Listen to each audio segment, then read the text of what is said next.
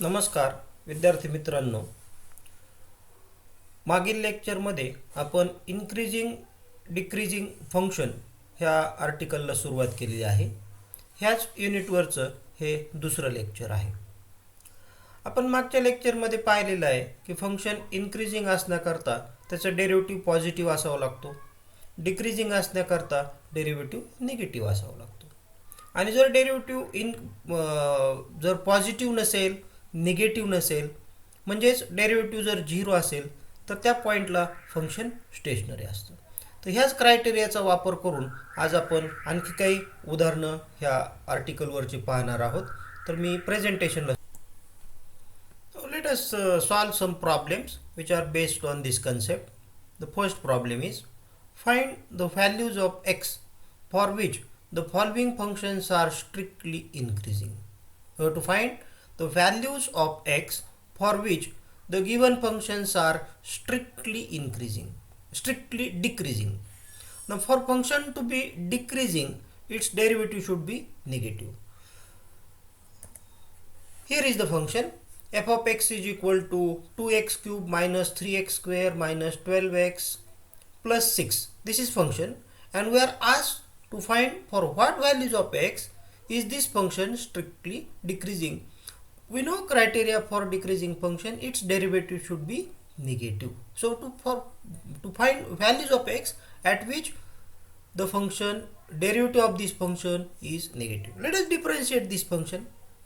This is given function and its derivative is denoted by f dash x. Derivative of 2x cube is 6x square. Derivative of minus 3x square is minus 6x. Derivative of minus 12x is minus 12. So this is f dash x. Let us take 6 common. I have taken 6 common, and we factorize this expression. These are the factors. X minus 2, x plus 1 are factors of this quadratic expression. Now we find for what values of x this function is stationary first. So for stationary point we equate this derivative to 0. So f dash x is equal to 0. F dash x is equal to 0 gives me this expression. Equating this expression to 0 gives me x is equal to 2 and x is equal to minus 1. So what this mean? X is equal to 2 and x is equal to minus 1. At these 2 points function is stationary, and at stationary point function changes its nature.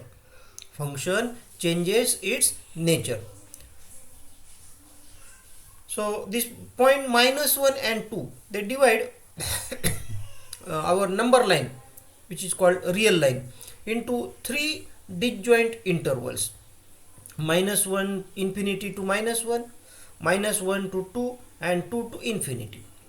These 2 points divide number line into 3 regions. So this is first region, this is second region, and this is third region. Now in which of these 3 regions derivative is negative, that we want to find. Now we know concept that between minus 1 and 2, that means in middle interval, the function is negative. So here it is written minus 1 to 2. This is interval, middle part, and in this middle part the product means f dash x is negative. And in other 2 regions, that means after greater than 2 and before minus 1 means less than minus 1, derivative is positive. We are asked to find for what values of x function is strictly decreasing, means strictly negative, derivative is strictly negative, and it is obvious that between minus 1 to 2. So our answer is f is strictly decreasing if x belongs to interval minus 1 to 2. ह्या इंटरवलमध्ये जर x असेल म्हणजेच x ची किंमत minus 1 पेक्षा मोठी आणि 2 पेक्षा लहान. उदाहरणार्थ 0 आहे, 1 आहे, 1.5 आहे, मायनस 0.5 आहे. ह्या पॉईंटला फंक्शनचं नेचर हे डिक्रीजिंग असणार आहे आणि बाकी ठिकाणी ते इन्क्रीजिंग असेल. -1 आणि 2 ह्या दोन पॉईंटला फंक्शन स्टेशनरी असेल. एक सिम्पल क्रायटेरिया आहे, अगदी सोपा भाग आहे हा. फंक्शनच्या डेरिव्हेटिव्हवरून फंक्शनचं नेचर ठरवलं जातं. पुढच्या प्रश्नाकडे वळतोय मी. हे एक फंक्शन आहे एफ ऑफ एक्स आणि आपल्याला विचारलंय की कोणत्या किमती करता, एक्सच्या कोणत्या किमती करता हे फंक्शन डिक्रीजिंग असेल. For what values of x this function has decreasing nature. म्हणजेच आपल्याला विचारले की एक्सच्या कोणत्या किमतींकरता ह्या फंक्शनचं डेरिव्हेटिव्ह निगेटिव्ह असेल. मग फंक्शन लिहूया, त्याचं डेरिव्हेटिव्ह घेऊया. हा एक्सचा डेरिव्हेटिव्ह 1 आणि 1/x डेरिव्हेटिव्ह असतो -1/x². आपल्याला स्टँडर्ड फंक्शनचे डेरिव्हेटिव्ह फक्त लागतात. तर एक 15 एक फंक्शनची लिस्ट आहे आणि त्यांचे डेरिव्हेटिव्ह, तर तो चार्ट आपल्या समोर ठेवा. त्याच्यातून प्रॅक्टिस केल्यानंतर आपल्याला हे डेरिव्हेटिव्ह लक्षात येतील. आपण पहिल्यांदा शोधूया की एक्सच्या कोणत्या किमती करता डेरिव्हेटिव्ह 0 येतो. So we equate f'(x) to 0 and f'(x) equating f'(x) to 0 we get x² is equal to 25, and when x² is equal to 25 we get 2.5 and -5. So x is equal to plus or minus 5 at these 2 points. Derivative is 0, means function is stationary, and at these points function changes its nature. We know these 2 points divide number line into 3 parts, and in middle part derivative is always negative, and in other 2 parts derivative is positive. So -5 to 5, this is the interval in which derivative is negative.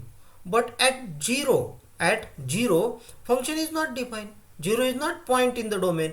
So our answer, we write our answer as not interval -5 to 5, but interval, open interval -5 to 5 except number 0. So 0 is not the required point. 0 is deleted. म्हणजे -5 पासून 5 पर्यंतचे सर्व point, त्याच्यामध्ये end points exclude केलेले आहेत, include केलेले नाही येतं, कारण ओपन ब्रॅकेट दाखवलेली आहे, राऊंड ब्रॅकेट आहे, ओपन इंटरव्हल आहे. आणि 0 हा सुद्धा पॉईंट त्याच्यातून काढून टाकलेला आहे. का काढलेला आहे? कारण फंक्शनच डिफाईन होत नाही. फंक्शनची डेफिनेशन जर तुम्ही पाहिली तर इथं एक्स हा डिनॉमिनेटरमध्ये आहे.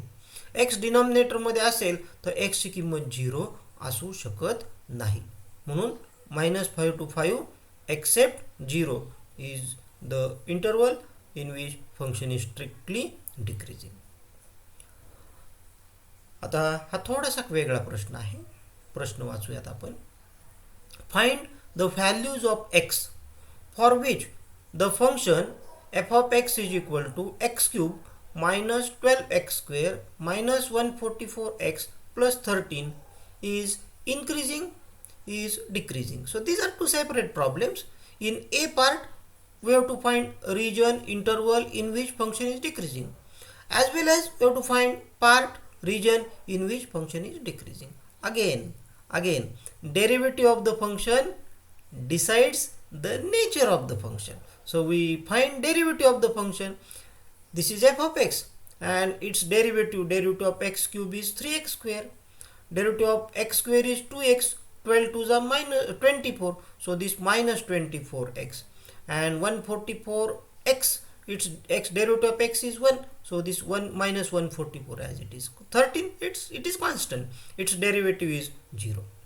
So this is f'(x). We factorize f'(x). When we get quadratic, we factorize it, and we observe that f'(x) is equal to 0. Equating f'(x) to 0, we get stationary points. So what are the stationary point? -4. Equating this factor to 0, we get x is equal to -4. And equating this x -12 to 0, we get x is equal to 12. So -4 and 12. We read smaller point first. जो छोटा असतो तो पहिल्यांदा वाचायचा असतो, जो मोठा असतो तो नंतर वाचायचा. -4 is smaller than 12. So we write -4 and 12 are -4 and 12 are points at which function is stationary. Between -4 to 12 function is decreasing, and after 12 and before -4 function is increasing. So how to write answer? The points x is equal to minus 4 and x is equal to 12 divides the real line into three intervals, namely minus infinity to closed interval 4, closed interval minus 4 to 12, and closed interval 12 to infinity. And in these three regions, this will be the nature of the function. Actually, here greater than or equal to sign should be there. At minus 4, derivative is 0. At 12, derivative is 0. So here less than or equal to, here greater than or equal to, and that is the condition for here that equal to sign has come. So f is increasing if x is less than or equal to minus 4, decreasing or greater than or equal to 12. f is increasing if x is less than or equal to minus 4 or x is greater than or equal to 12. म्हणजे x ची किंमत वजा 4 पेक्षा लहान असेल तरी सुद्धा function increasing आहे. x ची किंमत 12 पेक्षा मोठी असेल तरी सुद्धा फंक्शन इन्क्रीजिंग आहे. मग डिक्रीजिंग केव्हा असेल तो भाग सोडून. So f is decreasing if minus 4 less than or equal to x less than or equal to 12 ह्या रिजन मध्ये फंक्शन डिक्रीजिंग असेल. तर हे आपलं उत्तर आहे. ए पार्ट आणि बी पार्ट. ए पार्टमध्ये इन्क्रीजिंग कोणत्या भागात असेल आणि बी पार्टमध्ये डिक्रीजिंग कोणत्या भागामध्ये असेल ते आपण इथं लिहिलेलं आहे. काय अडचण याच्यामध्ये नाही. पुढच्या प्रश्नाकडे वळायचं. चला पुढचा प्रॉब्लेम आपण पाहूया. ह्याच्यातले सगळे प्रॉब्लेम सारखेच दिसतात, म्हणजे मेकॅनिझम अगदी सेम आहे. तुम्हाला फक्त मेकॅनिझम शिकायचं आहे. कॅल्क्युलेशन तुमचे तुम्ही करू शकता. मी आणखी एक प्रॉब्लेम तुमच्या समोर मांडतो.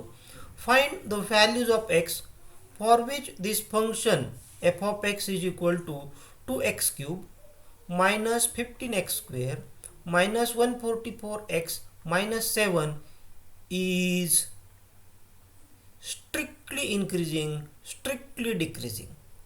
मागच्या प्रॉब्लेममध्ये आणि याच्यामध्ये फरक आहे बरं. मागच्या प्रॉब्लेममध्ये इन्क्रीजिंग विचारलं होतं, आता इथं स्ट्रिक्टली इन्क्रीजिंग विचारले. काय फरक असतो? जेव्हा इन्क्रीजिंग म्हणतात ना त्यावेळेला एंड पॉईंट इन्क्लूड करायचे असतं, म्हणजे क्लोज्ड इंटरवलच्या भाषेमध्ये उत्तर लिहायचं. आणि स्ट्रिक्टली इन्क्रीजिंग म्हणतात त्यावेळेला डेरिव्हेटिव्ह 0 नाही चालत, पॉझिटिव्हच असायला पाहिजे, म्हणजे इथं ओपन इंटरवल लिहायचा. तर साधा आणि सोपा फरक आहे.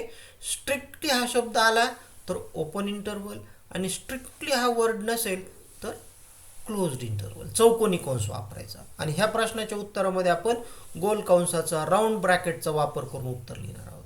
स्ट्रिक्टली हा शब्द आल्यानंतर राऊंड ब्रॅकेटचा वापर करायचा. स्ट्रिक्टली हा शब्द नसेल तर स्क्वेअर ब्रॅकेटचा वापर करायचा. स्क्वेअर ब्रॅकेट वापरली म्हणजे तो पॉईंट इन्क्लूड केलेला असतो. राऊंड ब्रॅकेटमध्ये तो पॉईंट इन्क्लूड केलेला नसतो. मग मी हा इथं एफ ऑफ एक्स लिहिला आहे, त्याचा डेरिव्हेटिव्ह लिहिला आहे, डेरिव्हेटिव्हला फॅक्टराइज केला. आता डेरिव्हेटिव्ह पॉझिटिव्ह केव्हा असेल, म्हणजेच हे क्वाड्रॅटिक एक्सप्रेशन जे आहे हे क्वाड्रॅटिक एक्सप्रेशन पॉझिटिव्ह केव्हा असेल पाहूयात. तर हे क्वाड्रॅटिक एक्सप्रेशनला मी कम्प्लीट क्वाड्रॅटिक करून घेतलं. काय केलेला? कम्प्लीट क्वाड्रॅटिक केलं, म्हणजे एक्स स्क्वेअर मायनस 5x हा 24 राईट साईडला घेतला. आणि इथं थर्ड टर्म आपल्याला कन्व्हिनियंट अशी थर्ड टर्म मिळवलेली आहे, that is 25/4. So after adding 25/4 to both sides we observe that this x minus 5/2 bracket square is greater than or equal to 121/4. पहिला हा जो जर स्क्वेअर रूट घेतला आपण, तर स्क्वेअर रूट घेतल्यानंतर आपल्याला समजतं की एक्सची किंमत एक तर 11/2 पेक्षा मोठी असली पाहिजे. X minus 1/5 x minus 5/2 this should be greater than 11/2 or this should be less than minus 11/2. If we simplify this, we get x should be greater than 8 or x should be less than -3. थोडासा वेगळ्या पद्धतीने हा problem मी केलेला आहे. आपण नेहमी याला factorise करत असतो. फॅक्टराइज करूनही तुम्हाला तेच उत्तर मिळणार. याचे फॅक्टर आहेत x+3 आणि x-8. याचे फॅक्टर काय आहेत? x+3 आणि x-. हे पहा 24चे फॅक्टर पडतात 8 3 जा म्हणजे 8 3 24, 8 3 24, -8 and +3 दॅट मेक्स -5. -8 अधिक 3 बरोबर -5. त्याला फॅक्टराईज पण करू शकता तुम्ही, आणि फॅक्टराईज करून मागची जी मेथड होती त्या मेथडने सुद्धा तुम्ही करू शकता. मी मुद्दाम तुम्हाला एक वेगळी मेथड इथं मांडून दाखवली आहे. तर याला कम्प्लीट क्वाड्रॅटिक करून आपण त्याच याच्यापर्यंत येतो. तर इन्क्रीजिंग कोणत्या रिजनमध्ये असेल, जे 2 पॉईंट आपल्याला मिळतात त्या 2 पॉईंटच्या मध्ये दरम्यानचा जो भाग आहे, मधला जो भाग आहे, त्याच्यामध्ये फंक्शन इन्क्रीजिंग असणार आहे. इन्क्रीजिंग कुठं असेल, -3 सॉरी इंटरवल मधला जो भाग आहे त्याच्यामध्ये निगेटिव्ह असतो डेरिव्हेटिव्ह. निगेटिव्ह असेल तेव्हा डिक्रीजिंग असतो. आपल्याला इन्क्रीजिंग विचारले, इन्क्रीजिंग पाहिजे असेल तर तो इंटरवल सोडून, म्हणजे -3 पेक्षा लहान किंवा 8 पेक्षा मोठा घ्या तुम्ही. आता डिक्रीजिंग मी याच्याबद्दलच अगोदर बोललो होतो. डिक्रीजिंग म्हणजे डेरिव्हेटिव्ह निगेटिव्ह. मग डेरिव्हेटिव्ह निगेटिव्ह म्हणजे हे जे एक्सप्रेशन आहे, हे एक्सप्रेशन -3 to 8 ह्याच्या दरम्यान जर असेल ना तर डिक्रीजिंग. -3 to 8 अगदी सोपं आहे. फक्त इथं क्वाड्रॅटिकला फॅक्टराईज न करता कम्प्लीट स्क्वेअर करून थोडं लेंदी एक्सप्रेशन झालेलं आहे.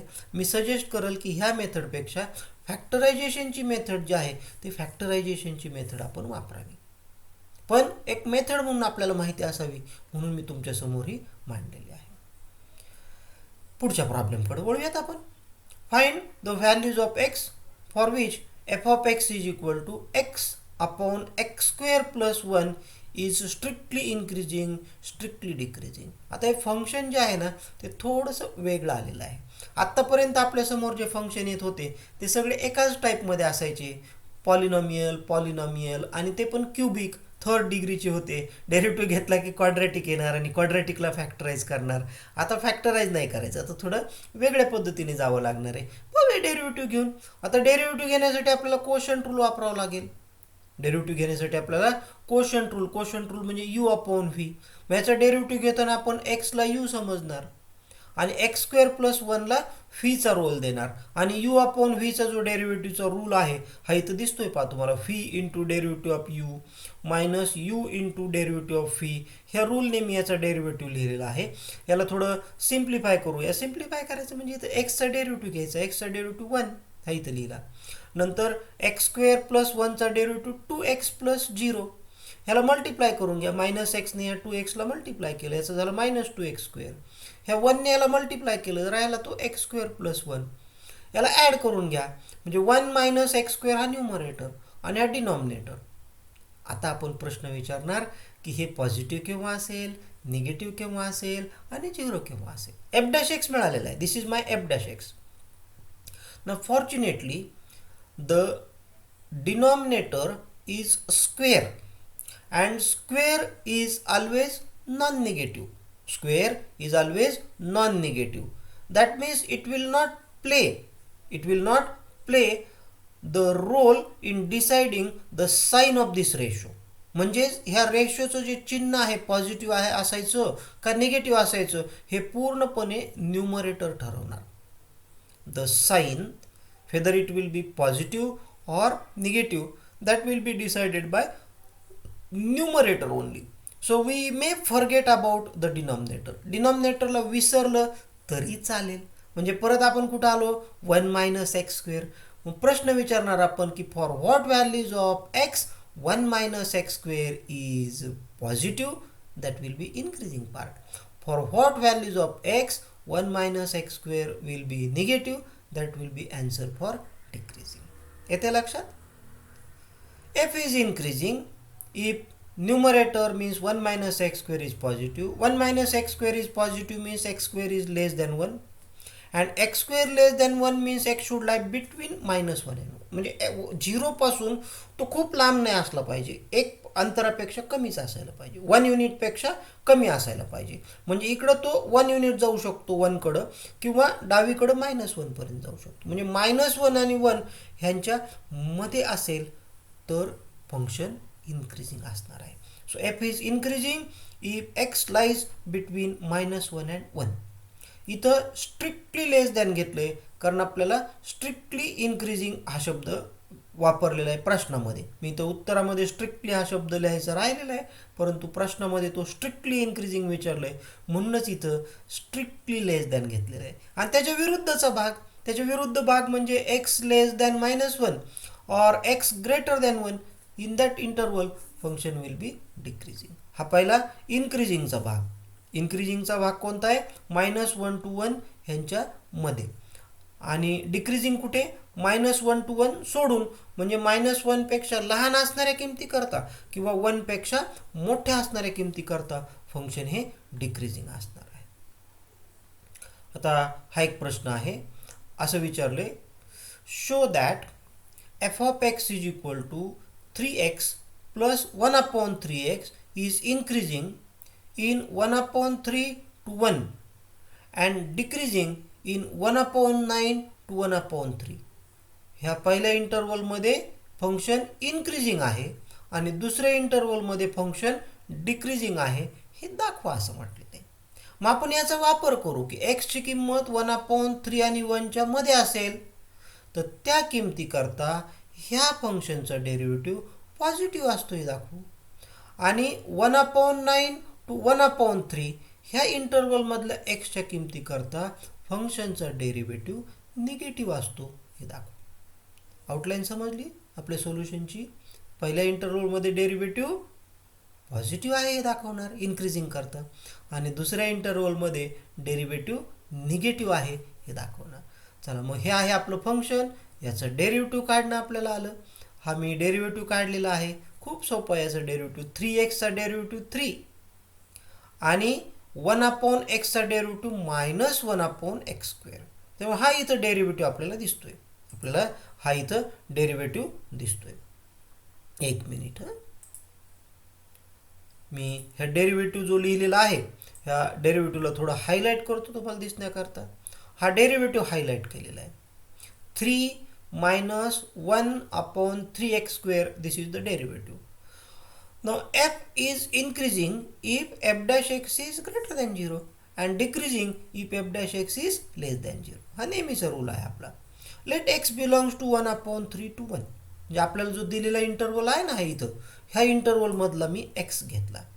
एक्सची किंमत 1/3 आणि 1 ह्यांच्या दरम्यान असेल.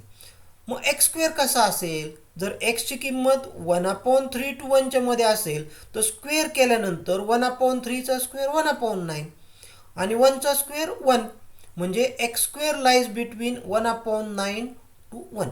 x² किंमत 1/9 to 1च्या मध्ये असेल. मग 3x² कुठं असेल? याला 3 ने मल्टिप्लाय करा, इकडे तिकडे चोहीकडे 3 ने मल्टिप्लाय केलं, हे मिळालं. मग 1/3x² कसा असेल? 1/3x² म्हणजे रेसिप्रोकल घ्यावं लागेल. ह्या सर्वांचे रेसिप्रोकल घेतले. मग ह्या दोघांची बेरीज करू आपण. ह्याच्यातून याला वजा करायला लागेल, वजाबाकीचं चिन्ह आहे. याला सबट्रॅक्ट केलं. सबट्रॅक्ट केल्यानंतर आपल्याला हे एक्सप्रेशन मिळालं की 0 is less than f dash x is less than 8/3. मी हे जे एक्सप्रेशन आहे 3 - 1/3x², 3 - 1/3x², this is the derivative. ह्या डेरिव्हेटिव्हची किंमत कशी असेल, काय असेल ते आपल्याला शोधायचं आहे. परत आपण इथून सुरुवात करूया. आपल्याकडं सुरुवातीची स्टेप आहे x lies between 1/3 to 1. x lies between 1/3 to 1 म्हणजे एक्सची किंमत 1/3 पेक्षा मोठी आहे, म्हणजे x² हा 1/9 पेक्षा मोठा असेल. आलं लक्षात? x इज लेस दॅन 1 म्हणजे x² is less than 1². 1² is 1. So our x² lies between 1/9 to 1. मी पुढच्या स्टेपमध्ये लिहिलंय x² lies between 1/9 and 1. 3x² कसा असेल? याला 3 ने मल्टिप्लाय करा. याला 3 ने मल्टिप्लाय केलं 1/3 झाला. 1ला मल्टिप्लाय केलं 3 ने 3 झाला. आता याचं रेसिप्रोकल घ्या. का घ्यायचं reciprocal? Why to take reciprocal? Because this is the derivative. 3 - 1/3x². ह्या 3 - 1/3x² ची किंमत मला ठरवायची आहे.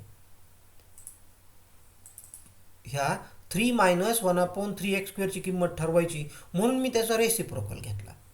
रेसिप्रोकल घेतल्यानंतर त्याला -1 ने मल्टिप्लाय केलं. -1 ने जर मल्टिप्लाय केलं इथे, इथे आणि इथे तर हे साईन उलटं होतं. म्हणजे -3 is less than -1/3 x square is less than -1/3. याला -1ने मल्टिप्लाय केलं, ही पुढची स्टेप आली. आता प्रत्येकामध्ये 3 ॲड करणार. का 3 ॲड करणार? इथं माझा डेरिव्हेटिव्ह आहे 3 -1/3 x square. So after adding 3 we get 0 less than this f dash x less than 8/3.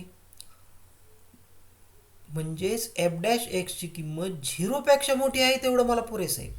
म्हणजेच f dash x is positive. F dash x is positive for all x belongs to 1/3 to 1. So f is increasing in interval 1/3 to 1. एक्सची किंमत आम्ही 1/3 आणि 1च्या मध्ये घेतली. F dash x positive दाखवला, संपलं. Function increasing आहे. ह्याच पद्धतीने आपण डिक्रीजिंग करता कॅल्क्युलेशन करू शकतो. हे कॅल्क्युलेशन तुमच्या समोर आहेत. सुरुवात कुठून केलेली आहे? X belongs to 1/9 to 1/3. हा इंटरवल का घेतला? कारण प्रश्नामध्ये मला तो इंटरवल दिलेला आहे. प्रश्नामध्ये इथं आम्हाला हा इंटरवल दिलेला आहे की ह्या इंटरवलमध्ये फंक्शन डिक्रीजिंग आहे हे दाखवा. मग ह्या इंटरवलमधला एक्स घ्या आणि त्याच्याकरता हा डेरिव्हेटिव्ह जो आहे हा डेरिव्हेटिव्ह ह्या इंटरवलमध्ये निगेटिव्ह येतो हे दाखवा. मग एक्सची किंमत आपण 1/9 आणि 1/3 याच्यामध्ये आहे असं गृहीत धरू. एक्स स्क्वेअर कसा असेल? 3x स्क्वेअर कसा असेल? 3x स्क्वेअरचा रेसिप्रोकल कसा असेल? त्याचा अपोजिट नंबर कसा असेल? आणि त्याच्यात 3 ॲड केल्यानंतर काय होईल? म्हणजे आपल्याला काय काय क्रिया करायच्यात पहा. पहिल्यांदा एक्स हा 1/9 आणि 1/3च्या मध्ये घ्यायचा, त्याचा स्क्वेअर करायचा, त्याला 3ने मल्टिप्लाय करायचं, त्याला खाली डोकं वर पाय करायचं. त्याला काय करायचं? खाली डोकं वर पाय म्हणजे उलटा करायचा. त्यानंतर मायनस साईन द्यायचं आणि मग 3 ॲड करायचा. ह्या सगळ्या स्टेप्स केल्यानंतर हा येणारा जो एफ डॅश एक्स असेल, हे जे एक्सप्रेशन असेल त्याचे लेफ्ट आणि राईट काय असतील, लेफ्टला काय असेल, राईटला काय असेल ते फक्त कॅल्क्युलेट करत जा आणि तुम्हाला दिसेल की तो निगेटिव्ह येतो. हे कॅल्क्युलेशन मी तुमच्यासमोर मांडलेलं आहे. मी फायनल स्टेपकडे वळतो. This is my final step. You can work out this calculation and we prove that this f dash x is less than 0. Greater than -24 याचा आपल्याला उपयोग नाही, पण लेस दॅन 0 आहे, that is important. F dash x is less than 0, that means function is decreasing in that interval. So with this problem I stop my today's lecture. So this was the end of increasing and decreasing function. You may solve some problems from exercise, and if you find any difficulty you may ask me queries, questions on WhatsApp group. In the next lecture we will start our last application in this chapter, and that is maxima and minima. तर पुढच्या लेक्चरपर्यंत तुम्ही सराव करा, problem सोडवा. नमस्कार, धन्यवाद.